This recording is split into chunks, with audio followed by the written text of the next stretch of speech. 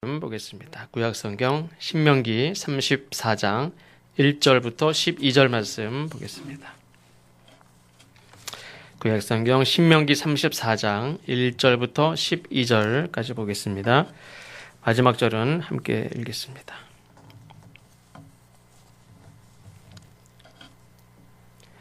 모세가 모압 평지에서 느보산에 올라가 여리고 맞은편 비스가 산꼭대기에 이르매 여호와께서 길르앗 온 땅을 단까지 보이시고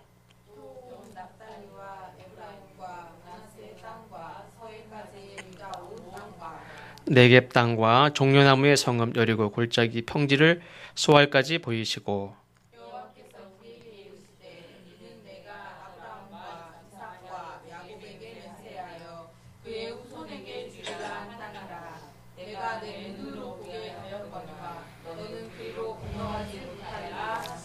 이에 여호와의 종 모세가 여호와의 말씀대로 모압 땅에서 죽어 모압 땅에 있는 골짜기에 장사되었고 오늘까지 그의 묻힌 곳을 아는 자가 없느니라. 모세가 죽을 때 나이 120세였으나 그의 눈이 흐리지 아니하였고 기력이 쇠하지 아니하였더라. 이스라엘 자손이 모압 평지에서 모세를 위하여 애곡하는 기간이 끝나도록 모세를 위하여 30일을 애곡하니라. 모세가 눈의 아들 여호수아에게 안수하였으므로 그에게 지혜의 영이 충만하니 이스라엘 자손이 여호와께서 모세에게 명령하신 대로 여호수아의 말을 순종하였더라. 그 후에는 이스라엘에 모세와 같은 선지자가 일어나지 못하였나니 모세는 여호와께서 배면하여 아시던 자요. 여호와께서 그를 애굽 땅에 보내사 바로와 그의 모든 신하와 그의 온 땅의 모든 기적과 기사와 모든 큰 권능과 위엄을 행하게 하심에 온 이스라엘의 목전에서 그것을 행한 자이더라. 아멘. 이 땅에 태어나서 죽지 않는 생명은 없습니다. 하루를 사는 하루살이도 있고 또 일주일 정도를 사는 매미도 있습니다. 내셔널 지오그래픽 발표라고 하면서 이렇게 블로그에 올라온 글을 보니까 오래 사는 생명체들에 대한 이야기가 있는데 코끼리 거북이의 수명이 150년에서 200년 정도 된다고 하고 대합 조개 중에 조개들 중에 대합 조개 중에서도 몇 가지가 있겠죠. 근데 대합 조개가 400년을 산다고 하고 또 해파리가 오래 산다고 합니다. 해파리가 그렇게 오래 사는 줄 몰랐는데 이름을 불멸의 해파리로 정했대요. 불멸의 해파리가 몇 년 동안 살까요? 1500년 이상을 산답니다. 1500년 이상을 사는 불멸의 해파리라고 불리는 해파리가 있고 또 어떤 과학자들은 하와이 인근의 산호의 나이가 4000살, 아직도 4000살을 살고 있답니다. 물론 산호가 저는 돌멩이인 줄 알았는데 몇 년 전에 돌멩이가 아니라 생명체죠. 그래서 자라는 생명체입니다. 그래서 이번에 필리핀에 갔다가 잠수해가지고 막 자맥질에 들어가지고 조그만 걸 딱 땄어요. 그랬더니 저도 이제 그 순간에는 돌멩이 같다고 생각했는데 보니까 이 돌멩이가 아니라 생명체잖아요. 그래서 딱 부러뜨렸는데 미안하더라고. 그래서 한참 자라는 산호를 제가 부러뜨려가지고 어쨌든 산호는 하와이 인근의 산호 나이가 4000살이고 보통 산호들이 1000년 이상을 산다고 합니다.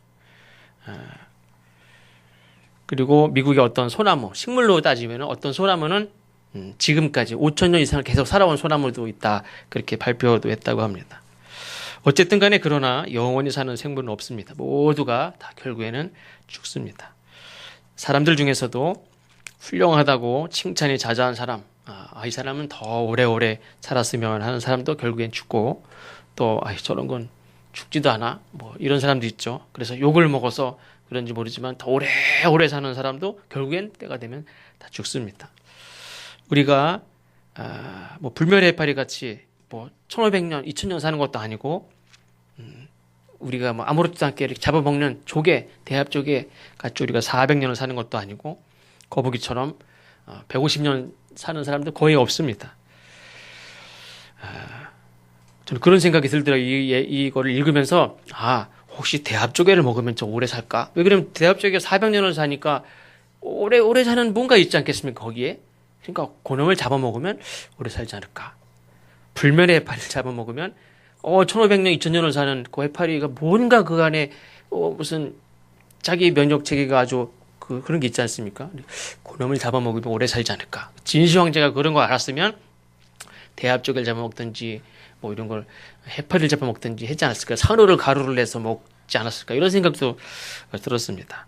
그래서 뭐 진시 황제만 뿐만 아니라 많은 사람들은 오래 사는 것에 대해서 굉장히 관심이 많고 오래 사는 게 참 중요하고 성경에도 오래 사는 장수 오래 사는 것을 복으로 그렇게 여기고 그걸 이렇게 복을 빌기도 했고 우리나라도 오래 사는 것을 복으로 여기고 그 오래 사는 것을 구했습니다.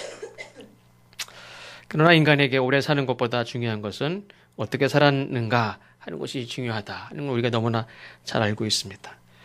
오래 사는 400년을 사는 대합 쪽에 거북이, 150년을 사는 거북이, 뭐 1000년 이상을 사는 해파리나 산호, 이런 산호나 거북이가 해파리가 바닷속에서 혹은 육지에서 어떻게 살았는가, 대합 쪽에 어떻게 살았는가, 그것도 중요할 수도 있습니다. 그러나 특히 인간은 하나님 앞에 그리고 하나님이 지으신 이 자연 앞에 어떻게 살았는가, 이건 참 중요합니다. 대합 쪽에 어떻게 살았는가, 거북이가 어떻게 살았는가, 이것도 중요하지만 거북이나 뭐 해파리 상관없이 우리 인간은 오래 사는 거가 중요한 게 아니라 어떻게 살았는가 하는 게 참 중요한데, 나도 물론이고 이 인류가 내 위에서부터 내 조상 때부터 위에 이 인류가 이 땅에서 이 자연 앞에 하나님 앞에 어떻게 살았는지 이게 참 중요합니다. 사진 몇 장을 잠깐 보겠습니다. 며칠 전에 6월 5일이 환경의 날이었죠. 그래서 제가 리포터 사이트에 잠깐 이렇게 사진을 몇 장 보다가 늘 이제 우리가 뭐 환경이 오염됐다 이렇게 생각을 하고 플라스틱에 관련된 그런 사진들을 많이 봤는데 그날은 특별히 플라스틱에 관련된 사진이 많이 올라오더라고요. 전에도 한번 그 몰디브 그 플라스틱 바다 위에 떠 있는 섬을 한번 보여드린 적이 있는데, 첫 번째 거는 이제 플라스틱 쓰레기로 이루어진 섬 위로 배가 지나가는 장면이죠. 이쪽도 이제 노를 저어가면서 지나가는 장면이고, 그 다음 사진 보겠습니다. 이거는 어느 나라 이 도시의 강, 이게 길이 아니라 강에 떠 있는 플라스틱입니다. 이 속은 물속입니다. 강. 그리고 그 옆에 아이들이 놀고 있습니다. 필리핀 마닐라에도 보면은 그 강 옆에 판자촌 집들이 가득한데 그 강이 플라스틱 쓰레기로 꽉 차 있습니다. 그러니까 육지인 줄 알고 들어가면 그냥 풍덩 빠져 죽어요. 그 강이 다 둥둥 꽉 차 있어요. 플라스틱 쓰레기가. 다음 보겠습니다. 여기 써 있듯이 이렇게 플라스틱으로 떠서 있는 그런 쓰레기 섬이 우리나라 면적의 약 14배가 이 지구상에 지금 플라스틱 쓰레기 섬이 있다고 합니다. 다음 보겠습니다. 다음은 플라스틱 쓰레기를 태워서 이렇게 계속 없애는 이런 산이 계속 타고 있습니다. 이게 중국, 인도 이런 나라들은 계속 이렇게 태웁니다. 우리나라는 이렇게 안 태우지만 우리나라는 소각장, 그래서 나름대로 이렇게 걸러서 하는 그런 공장에서 태우지. 우리 마찬가지로 다 태웁니다. 이렇게. 그래서 이런 데서 쓰레기 줍는 사람, 뭐 거기서 매일 그 와중에 조금 더 이렇게 쓸만한 플라스틱 재활용할 수 있는 거 찾는 이런 사진들은 굉장히 많습니다. 바다, 그리고 땅. 그럼 지구 위는 어떤가? 땅하고 바다만 오염됐으니까. 다음 사진 보시죠.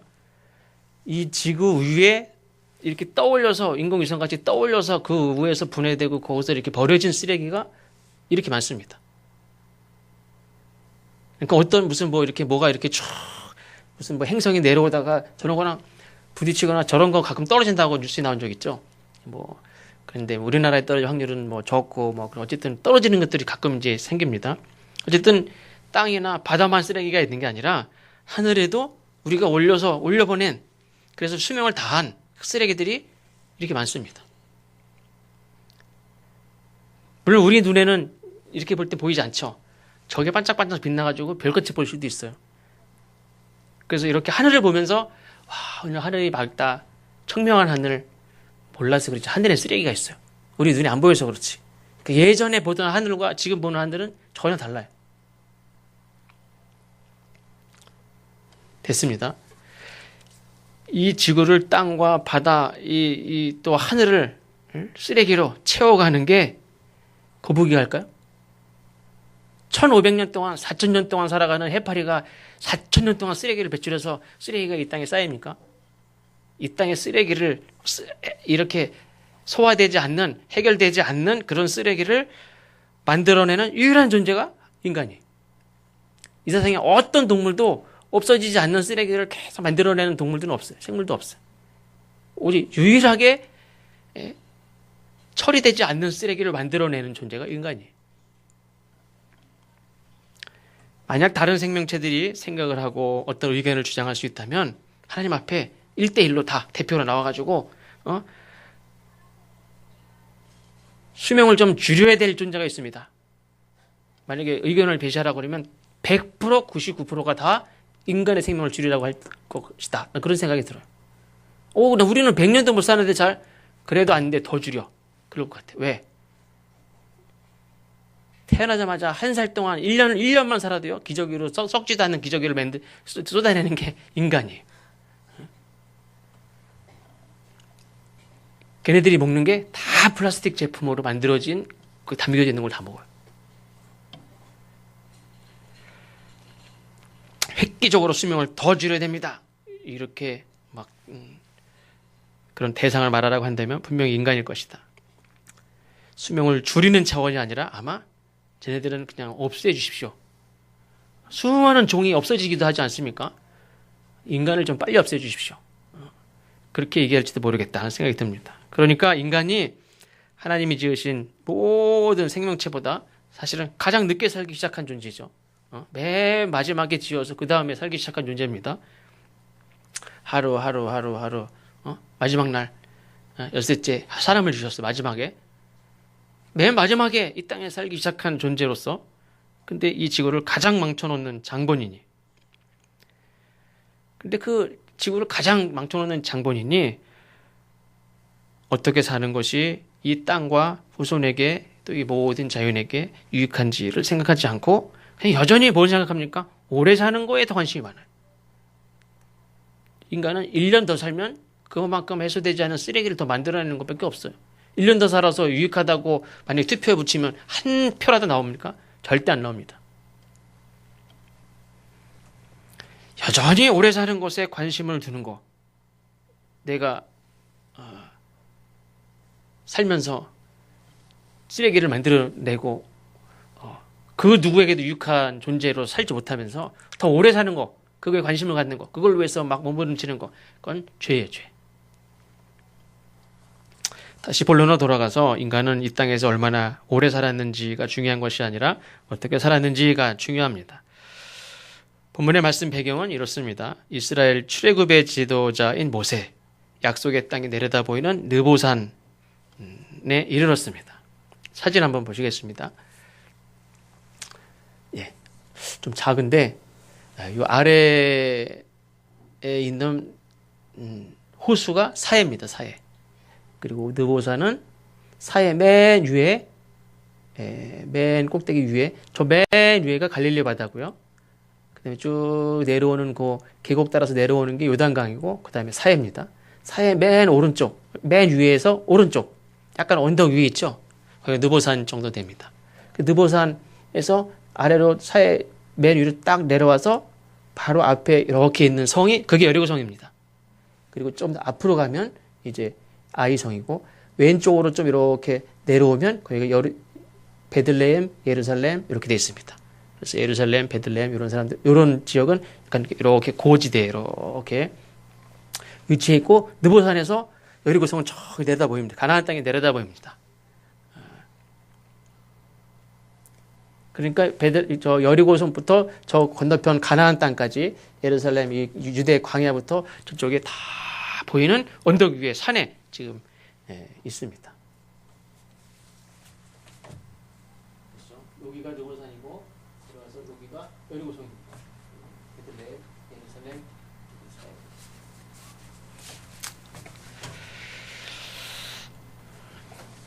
하나님께서 약속하신 가나안 땅이 다 내려다 보이는 느보산에서 느보산까지 이 모세가 백성들을 이끌고 가지 온 겁니다. 그리고 거기에서 죽습니다. 한 장 더 뒤에 사진이 있나 없나요? 다시 올라가겠습니다. 예, 이걸 보시고 주보에 나와 있는 사진이 그 느보산에서 가나안 땅을 바라보는 사진입니다. 제가 이건 그 인터넷에서 캡처를 했는데 그 느보산에서 이쪽이 뭐 예루살렘, 이쪽이 뭐 베들레헴, 이쪽이 여리고 이렇게 방향 표시가 있는 느보산 꼭대기의 사진입니다. 이 모세는 온 백성들과 함께 들어가려고 했던 가나안 땅이 다 보이는 느보산 꼭대기에 서 있습니다. 그 느보산까지 오는 과정은 힘들고 어려워도 또 백성들이 원망하고 불평해도 광야에서 다 멸망할 뻔한 적도 있었죠.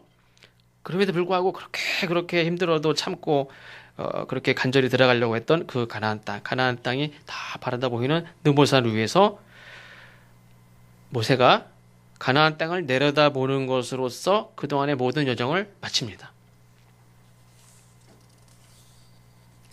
물론 이제 하나님의 말씀에 따라 모세는 출애굽하고 또 가나안 입성의 여정을 느보산 위에서 가나안 땅을 바라다보는 것으로서 이제 모세 여정이 이제 맞춰지는데 온 백성들도 알고 너무나 분명한 사실은 이스라엘 백성들의 출애굽을 이끌었던 이 모세가 가나안 땅에 들어가지 못했다 하는 사실입니다. 모세는 가나안 땅에 들어가지 못하고 느보산에서 죽는다. 이게 아무도 모르게 이루어진 일이 아니라 모두에게 다 공개된 사실입니다. 그렇다면 모세의 죽음을 바라보면서 모세의 인생을 어떻게 평가할 수 있을까? 여호수아 후계자도 다 임명을 하고 모세의 후계자를 위해 축복하고 백성들을 위해 축복하고 모세는 남고 거기서 죽습니다. 그럼 모세의 인생을 어떻게 평가할 수 있을까? 어떤 의미에서는 이렇게 허무한 인생이 어디 있을 수 있을까 생각도 듭니다. 가나안 땅 입구까지 이스라엘 백성들을 인도한 모세가 정작 가나안 땅에 들어갈 수 없다. 전 속된 말로 평생 하나님을 위해서 충성스럽게 일했는데 막판에 버림을 받았다. 쓸 거 다 쓰고 문 앞에까지 딱 데리고 오고 넌 이제 됐어. 이런 경우가 어디 있습니까? 우리가 성공에 대해서 말을 많이 하는데 그럼 이 모세의 인생은 성공한 인생이냐? 아니면 고생만 칙싸게 하다가 가나안 땅에도 들어가지 못한 정말 허무한 인생이냐? 사실 가나안 땅에 들어가려고 하는 그런 간절한 염원은 지금 살아있는 이스라엘 백성들만의 소원이 아니죠. 그 예전에 그들의 조상 요셉도 죽으면서 뭘 요원했습니까? 내가 죽으면 나중에 하나님이 우리 후손들을 가나안 땅으로 인도해 가실 텐데 그때 내 묘를 정리해서 내 뼈를 가나안 땅에 데리고 가라고. 내가 이곳에서 총리를 하고 애굽에 총리를 하고 자손들이 여기서 번성했지만 여기가 내 고향이 아니야. 나는 여기 묻히고 싶지 않아. 나는 하나님이 인도하시고 영원히 하나님이 복을 주셔서 살게 할 그 땅으로 나는 가고 싶어. 그렇게 해서 출애굽할 때 그 바쁜 와중에도 요셉의 묘를 정리해서 뼈를 가지고 갔어요. 이 요셉조차도 그렇게 가고자 했던 거기서 묻히고 싶어하는 그 가나안 땅이. 근데 모세는 거길 못 들어가. 그리고 여기서 죽어요. 느보산에서 죽어요. 가나안 땅에 바라보이는 모압 땅에서 죽어요. 그리고 물론 그의 무덤을 아는 사람조차 아무도 없어요. 우리 인생에서 무덤이 없는 사람은 기억되지 못한다라고 생각할 수 있죠. 모세가 그런 죽음을 맞이했습니다. 하나님 앞에 충성하고 정말 백성들을 자기 몸같이 사랑했던 사람이. 예수님이 하나님을 내 이웃을 내 몸과 같이 그 말씀을 그 백성들을 내 몸과 같이 그렇게 사랑했던 사람이 모세예요. 근데 아무에게도 기억되지 못하는 그런 이스라엘의 지도자. 모세의 죽음만 보면 그 인생은 실패한 인생이고 허무한 인생이고 하나님에게 버림받은 인생같이 또 보입니다. 성경 말씀에 보니까 120살인데 여전히 건강했던 그런 사람이라고 성경 말씀합니다. 7절에 보니까 모세가 죽을 때 나이 120세였으나 그의 눈이 흐리지 아니하였고 기력이 쇠하지 아니하였더라. 어떤 분들은 이걸 이렇게 해석합니다. 들어가지 못하지만 그래도 그에게 주시는 하나님의 마지막 어떤 위로, 그에게 주신 하나님의 복. 저는 그렇게 생각하지 않아요.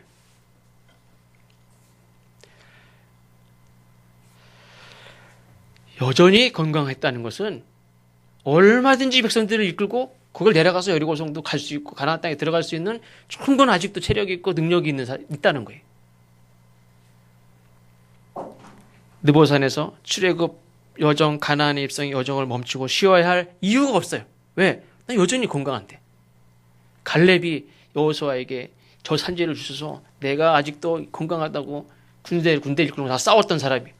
갈렙만 그렇지 않았어요. 모세도 여전히 체력이 있었어요. 얼마든지 갈 수 있어요. 백성들을 이끌고 갈 수 있는 힘이 있어요. 내가 여기서 멈춰야 될 이유가 없어요. 내가 병들었습니까? 내가 힘이 약합니까? 내가 머리가 흐려졌습니까? 내가 여기서 멈춰서 쉬어서 내가 여기 죽어야 될 이유가 없어요. 얼마든지 백성들을 이끌고 저 여리고성을 향해서 나아갈 수 있는 건강이 있었어요. 그럼에도 불구하고 하나님은 여기까지 말씀하십니다. 인간은 얼마나 오래 살았는가? 내가 소원한 바를 이루고 목표한 바를 이루었는가? 내게 여전히 능력이 있는가? 나는 여전히 백성들을 가르칠 수 있고 저 백성들과 함께 갈 수 있고 백성들도 여전히 모세의 명령을 순종하고 복종하고 할 수 있습니다. 그렇게 인도할 수 있습니다. 근데 백성들을 인도할 수 있는 능력이 있더라도 얼마든지 달려갈 수 있는 체력이 있더라도 하나님께서는 여기까지라고 말씀하시는데 그저 그냥 지도자의 자리만 이양하는 것이 아니라 가는 길까지 멈춰서서 내 능력이 부족하다면 다음 후계자한테 물려주면 되잖아요. 이 지도자의 자리만 이양해 주는 게 아니라 나는 그만 오라는 거예요. 내가 아주 살만한데요? 지도자의 자리도 넘겨주고 나도 같이 그냥 자리 물려주고 나도 같이 가면 되잖아요. 원로로. 근데 나 오지 말래. 거기 있으래. 그리고 아직도 건강한데 거기서 죽으래요. 모세는 그러한 하나님의 마지막 명령까지 수행한 사람이에요. 저는 모세가 훌륭하다는 것은 신은 아니지만 모세가 참 훌륭하다 하는 것은 사실은 그 과정 속에서 수많은 하나님의 명령에 순종하고 불평하거나 원망하거나 따지거나 한 사람이 아니죠. 다 순종한 사람이지만 마지막 명령은 사실 제일 힘든 명령이에요. 인간적으로 보면. 내가 얼마든지 갈 수 있는데 그리고 사람이 아니죠. 하나님이 어떻게 그러지? 말이 안 되지. 내가 가나안에 들어오려고 그랬지. 내가 가나안까지만 데리고 오는 걸로 했으면 내가 안 했지. 내가 왜 죽을 고생을 하면서 데리고 옵니까? 나도 같이 들어가자고 온 거지. 그 가나안 땅의 백성들과 함께 들어가는 것을 평생 꿈꾸며 살았지. 내가 여기까지 와서 니네 가고 나는 여기 죽는다는 걸 생각도 해본 적이 없어요. 미리 말씀이라도 하시든지. 예수님은 다 아시죠? 고난의 때가 있고 다 준비하시. 모세는 그것도 없어요. 근데 그 직전에 그 순간에 미리 언지도 안 주고 넌 여기까지. 그리고 제 생각에 정말 치사해요. 이 세상에 죄 짓고 악한 짓 한 사람이 얼마나 많은데 그때 화가 나가지고 지팡이 2번 내리쳤다고 너 그것도 딱 찝어가지고 얘기하시죠. 너 그때 그거 하나님의 영광을 드러내지 못했다. 너 그것 때문에 못 들어간다. 이렇게 얘기하시죠. 홍해를 가르고 손을 들고 기도함으로 아말렉을 쳐서 이기게 했던 그 지도자만의 그런 모습이 아니라 얼마든지 백성들을 이끌고 갈 수 있는 충분한 건강을 가지고 있음에도 불구하고 바통을 딱 넘기고 너는 여기 멈춰. 게다가 넌 여기서 죽어. 아니 우리 조상 요셉도 저 가나안에 내 뼈를 추려가지고 가나안에 데리고 달라고 해서 가끔 데리고 가는데 나는 왜 여기서 죽어야 됩니까? 그럼에도 불구하고 그 말씀에 아무 말 없이 순종한 사람이 모세였어요. 모압 땅에 묻혀도 하나님 말씀하시니까 얼마나 외롭겠습니까? 물론 죽으면 뭐 합니까? 모르지. 그런데도 내 육신 하나님을 경외하고 살았던 내 영혼이 하나님의 영이 깃들었던 이 육신, 그 육신이 참 이 육신이 그래도 내 삶의 흔적이 내 삶, 내 영혼이 머물렀던 이 육신인데 육신이 뼈가 그래도 이렇게 이 새로운 삶의 가나안 땅에 묻히기를 바라는 게 요셉도 그랬는데 왜 그것도 이방 모압 땅에서 죽습니까? 묻혀서 그것도 아무것도 모르는 곳에 묻힙니까? 그런데 그 하나님 말씀에 순종한 사람입니다. 모세의 삶은 완벽하지 않았죠. 정말 치명적이라고 말할 수밖에 없는 실수도 있었습니다. 우리나라 사람들은 어떤 사람이 뭔가 잘못하면 잘하면 와, 참 뭐 대단하다, 칭송하다가 뭐 한 가지 딱 흠이 발견하면 마치 그냥 죽어 없어야 될 사람 같이 막 매장하는 경우도 있죠.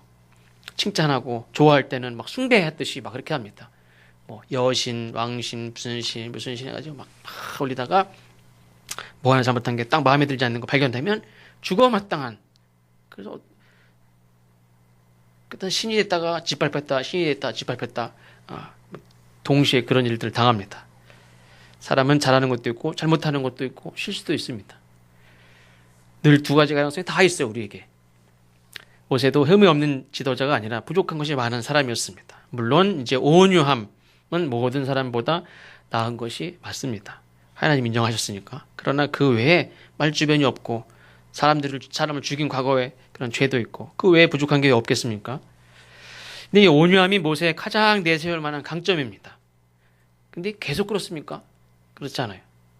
하나님 인정하시는 그 온유한 모세도 어느 날 갑자기 분노한 적이 있어요. 그렇다고 막 화가 났다고 막 집에 불 지르고 때려 부시고 막 그것도 아니에요. 그냥 지팡이 2번 내리친 것밖에 없어, 사실은. 응? 모르면 모를 수도 있어요. 2번 내리쳤어? 모르는 사람도 많아요. 하나님이 봤어, 하나님이 보실 때 이거는 사람이 그렇죠. 말을 해도 그렇고 성질나서 문 닫고 나갈 때도 쾅 소리 나면 성질나서 세게 닫은 거죠. 사람 다 알아요. 다 알아. 모르는 사람도 있지만 다 알아. 근데 이 세상에 성질내고 분노하고 하는 사람들 얼마 전에 그 유튜브에도 보니까 차선에 이렇게 신호 대기하고 있는데 뒤에서 트럭이 와서 쾅 부딪혔습니다. 그래서 주인이 그 사람이 내려서 뒷차 가가지고 뭐라 그러니까 뒤로 갔다가 다시 한번 들이받죠. 그래서 왜 그러냐고 여기 차에 애들이 있다고 하는데 뒤에 가서 또 한번 들이받죠. 더 멀리 가서 막 들이받아요. 그 차 안에서 애기 1살짜리 2살 3살 애들 3명 있는데 막 애기 울고 막 난리가 났죠. 그러니까 술 먹었는데 0.1 이상 되면 취소인데 2인가 이렇게 엄청 많이 먹었어요. 열받아서 그랬겠죠. 열도 안 받았는데 막 갖다 들이받고 그렇게 합니까? 그렇게 하지 않지. 성질나면 막 갖다 들이받아요. 그리고 집에 불 지르는 사람도 많고 약 먹고 확 죽어버리기도 하고. 그런 거에 비하면 모세가 지팡이 2번 친 게 그게 무슨 그게 크게 화낸 겁니까? 하나님의 영광을 가리웠다고 하는데 이 세상에 하나님의 영광을 가리운 사람이 얼마나 많은데. 어쨌든 그 사건 때문에 하나님이 너는 그리로 건너가지 못하리라. 하나님의 말씀을 듣습니다. 하나님의 영광을 드러내지 못했다는 하나님의 책망. 어떻게 보면 참으로 냉정하고 모진 그 하나님의 결정에 대해서 모세는 성경에 보면 한마디 반론이 없어요. 불평이 없고 그대로 다 받아들이고 그리고 하나님의 뜻대로 여호수아를 다음 지도자로 축복하고 백성들을 축복하고 백성들을 가나안으로 보냅니다. 어떻게 그럴 수 있느냐? 물론 온유한 사람이기 때문에 그렇습니다. 그리고 또 한 가지는 자기 자신보다 백성을 더 사랑하는 사람이었기 때문에 그렇습니다. 나보다 이 백성을 더 사랑하는 마음이 없으면 나를 더 사랑하면 뭔 소리 하냐고. 내가 안 들어가는데 저 사람이 뭔 소용이 있어. 나도 같이 들어가고 너희도 같이 들어가자고 한 거지. 나 안 들어가는데 때까지 내가 헛짓한 거지. 이렇게 생각할 수 있는데 자기 자신보다 백성을 더 사랑한 사람이었습니다. 이 모세는 죽음을 앞두고 자기 삶을 잘 마무리한 사람이다. 그렇게 생각을 합니다. 하나님의 영광을 드러내지 않고 혈기를 부렸던 그 하나의 사건을 이후로 가나안 땅에 들어가지 못한다고 말씀하시는 하나님의 결정을 아무 말 없이 순종하죠. 어떻게 보면 지도자는 이 모세는 이스라엘 백성들에게 영원한 지도자죠. 절대적인 지도자입니다. 그럼 지도자는 백성들의 잘못에 대해서 책망하고 심판을 하거나 경고를 합니다. 실제로는 어떤 선언을 하기도 합니다. 이때 주어지는 하나님의 심판에 대하여 백성들이 겸허하게 받아들이고 회개하는 걸 요구하죠. 백성들에게 심판을, 징계를 어떤 선언을 할 때 그걸 받아들이라고 요구해요. 그러면 지도자는 자기의 잘못에 대해서는 판단하시는 하나님의 결정에 대해서 어떻게 해야 됩니까? 순종함으로 받아야죠. 모세에 대해서 하나님이 책망하신 것은 너 그때 나의 영광을 드러내지 못했어. 그것 때문에 넌 들어가지 못해. 하나님의 결정이죠. 백성들은 하나님의 결정에 대해서 받아들이라고 하면서 지도자는 이거는 너무합니다. 물론 백성들에 대해서 하나님이 어떤 결정을 내리시고 멸망시킨다고 하셨을 때 모세가 말렸죠. 하나님을 말렸습니다. 중재를 했습니다. 모세의 결정에 대해서 모세에 대해서 하나님이 결정하셨을 때 아무도 말리는 사람이 없었어요. 우리 모세가 지도자 모세가 같이 안 들어가면 우리도 못 들어갑니다. 그렇게 하나님 앞에 구하는 사람이 없었어요. 근데 저 백성들을 멸망시키면 내 이름도 하나님 생명책에서 빼주십시오. 호적에서 빼주십시오. 나 안 들어갑니다. 이렇게 했던 모세 덕분에 들어가는 백성들이 가나안 땅에 들어가는데 정작 모세가 하나님이 너 못 들어간다 이렇게 했을 때 모세와 같이 들어가야 됩니다 하는 백성들이 없었어요. 이 지도자는 모세는 참 외로운 사람이 그러니까. 그런 상황에서도 모세는 다 받아들였어요. 순종했어요. 지도자는 잘못해도 예외고 백성들은 보란듯이 막 매를 때리고 본보기에 삼고 그래야 됩니까? 그렇지 않아요. 모세는 대제사장 아론에게 백성들에게도 성경에 보면 신과 같은 하나님 같은 존재였다고 그랬어요. 그러나 하나님의 판단에 순종하고 그 결정에 따르는 한 백성일 뿐이에요. 그래서 모세는 그 하나님의 결정에 순종하는 한 백성으로서 저는 모범을 보였다. 그렇게 생각합니다. 지도자가 하나님의 결정에 번복을 하거나 아니라고 하면 그 다음은 하나님의 모든 백성들에 대한 하나님의 결정이 이게 시행이 됩니까? 안 되죠. 정말 말도 안 되는 결정인 것 같은데 근데 모세는 그거를 하나님이 결정하셨으니까 아멘 하고 받아들입니다. 그러면 모든 백성들은 나는 이해가 안 되고 받아들일 수 없을 것 같은데 모세가 받아들여요. 그대로 순종하고 저는 알겠습니다. 모든 백성들이 하나님의 말씀에 순종하게 되죠. 어떻게 보면 너무나 냉정하고 이해할 수 없는 결정 같이 보이지만 모세는 하나님의 결정에 순종합니다. 우리 같았으면 시작을 내가 했으니까 마무리도 내가 할 수 있도록 해 주십시오. 시작을 했으니까 끝을 내게 해주십시오. 이렇게 주장하지도 않습니다. 가나안 땅에만 들어가게 해주십시오. 이런 말도 없습니다. 저는 이 말씀을 이렇게 준비하면서 든 생각이 하나님이 맨 처음 모세를 부를 때 어떻게 불렀습니까? 꺼지지 않는 떨기나무, 불붙은 떨기나무 앞에서 하나님이 하신 말씀은 신을 벗으라는 거예요. 신을 벗는다는 건 신발을 안 신고 다니는 건 종의 상징입니다. 그래서 하나님 앞에 종이에요. 종. 시키는 대로 하는 종. 다 모든 걸 내려놓는 그런 행위가 신을 벗는 겁니다. 꺼지지 않는 떨기나무 앞에서 신을 벗었던 그 순간과 같이 마지막에도 하나님이 입혀주셨던 모든 지도자의 권위, 지도자의 어떤 권리, 하나님이 특별한 은혜, 모든 것을 다 내려놓는 신을 벗으라 라고 말씀하셨을 때 신을 벗었던 모세가 마지막에도 다 내려놔 신을 벗어 라고 했을 때 다 벗는 아무 말 없이 벗는 그 순종의 모습이 모세의 모습이었습니다. 이것이 무엇입니까? 하나님의 영광을 드러내는 거예요. 여기서 하나님 잠깐 일로 오시죠. 조용한 데 가서 얘기하시죠. 이건 아니죠. 이게 하나님의 영광을 드러내는 게 아니에요. 모든 사람 앞에서 하나님 말씀하실 때 신을 벗는 그게 하나님의 영광을 드러내는 거예요. 아까 이 삶을 마무리를 잘했다고 그랬죠. 왜 그렇습니까? 그때 하나님의 영광을 드러내지 못했던 그런 순간도 있었지만 그리고 그걸 분명히 책망하셨습니다. 이 마지막 순간에는 하나님의 영광을 드러내는 말도 되지 않는, 그때 화났을 때는 정말 정말 화가 났었죠. 우리 같아도 만약에 그 지팡이가 어떤 능력이 있었으면 저것들 막 다 때려 부셨을 거야 아마. 그냥 2번 친 것만으로도 뭐 백성들을 두들겨 팼습니까? 뭐 했습니까? 어차피 물도 나왔고 물도 다 먹였는데 뭐 잘못한 게 뭐 크게 뭐가 있어요. 근데 영광을 드러내지 못했지만 그걸 생각하면서 이 순간에 하나님 앞에 순종하는 것이 영광을 드러내는 그런 모습이었습니다. 과거에는 하나님의 영광을 드러내지 못한 모습이었지만 이제는 하나님의 말씀에 순종하는 모습으로 하나님의 영광을, 하나님의 권위를 이렇게 높이는 그런 모습을 보게 됩니다.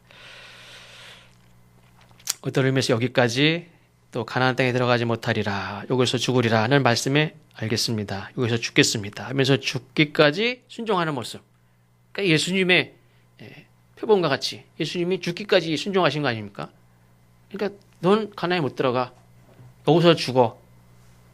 네, 한 것도 죽기까지 순종하는 그런 모습이라고도 저는 보여집니다.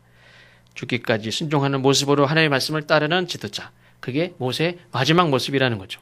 그런 의미에서 과거에는 막 순간 분노해서 하나님의 영광을 드러내지 못했지만 이제 마지막 순간 정말 받아들이기 힘든 하나님의 말씀을 순종함으로 하나님의 영광을 드러내는 모세.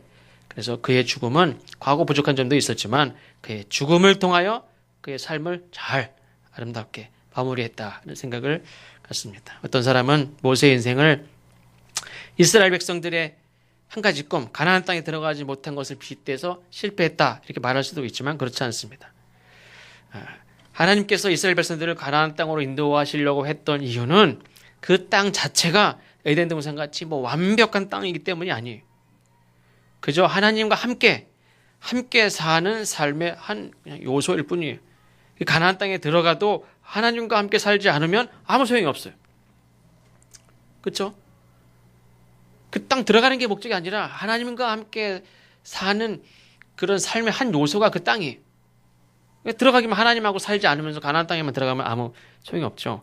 예수 그리스도 없는 천국. 근데 어떤 공간에 들어갔다고 해보십시오. 주님과 함께 사는 삶이 없는 천국은 없어요. 주님과 함께 걸어가는 삶이 천국이지 그냥 아프지도 않고 고통도 없고 찬란하게 빛이 나는 아름다운 곳이 있는 무조건 그곳이 천국이 아니란 말이에요. 그런 의미에서 모세는 평생 하나님과 함께 살아온 사람으로서 가나안 땅에는 들어가지 못했지만 그는 그 어떤 사람보다 더 가깝게 성경에도 보면 하나님과 내면하여 이야기한 사람이에요. 그 누구보다 친밀하게 하나님의 품에 거하는 사람이라고 말할 수 있습니다. 종교개혁자 존 칼빈이 죽었을 때 이 스위스 제네바 도시 전체가 그의 슬픔을 애도했다고 합니다. 그는 유언을 하기를 나의 장례는 어떤 이 도시적으로도 국가적으로도 굉장한 인물입니다. 그럼에도 불구하고 다른 일체 장례 어떤 행사 이런 걸 절대 하지 말고 단순하게 예배만 드려라. 이렇게 유언을 하고 또 더불어서 무덤에 비석을 세우지 말라. 가급적이면 무덤에 흔적을 남기지 말라. 이렇게 유언을 했습니다. 그런데 그래도 그렇죠. 그렇게 생각한 제자들이 무덤 앞에 작은 돌을 이렇게 갖다 두고 무덤 칼빈의 행적을 쭉 적은 게 아니라 그냥 이니셜로 존 칼빈의 약자로 JC 딱 그렇게 그렇게만 이니셜만 딱 적어놨습니다. 잠깐 보겠습니다. 사진. 이렇게 존 칼빈 이렇게 해서 약자만 딱 적어놨습니다. 아주 작은 돌 하나가 칼빈의 묘비석입니다. 전에 스위스 갔다 올 때 여기는 못 가봤어요. 제가. 근데 존 칼빈의 약자지만 이 J와 C는 이 존 칼빈의 평생 주인이었던 예수 그리스도를 뜻하기도 하죠. Jesus Christ. 약자로만 쓰면 Jesus Christ. 그것도 괜찮은 것 같아요. 죽음 앞에서 겸손한 모세. 죽음 앞에서 자기를 이렇게 드러내고 자기의 권위를 마지막까지 자기를 이렇게 드러내려고 했던 것이 아니라 겸손했던 칼빈 그리고 수많은 예수 그리스도의 제자들의 모습을 보면서 우리가 이들이 주님으로 고백했던 예수 그리스도가 바로 우리의 주님이시기도 하다는 것을 꼭 우리 기억하시기를 바랍니다. 주님 앞에 또 주님이 명령하신 그 죽음 앞에 겸손한 모세. 그의 마지막 모습은 그가 걸어온 삶, 저러나 우러나 한 번도 치우친 적이 없어요. 마치 주님과 같이 십자가를 지고 하나님을 따라 걸었던 그 삶과 참으로 잘 어울리는 참 합당한 그런 죽음이다 하는 생각을 하게 됩니다.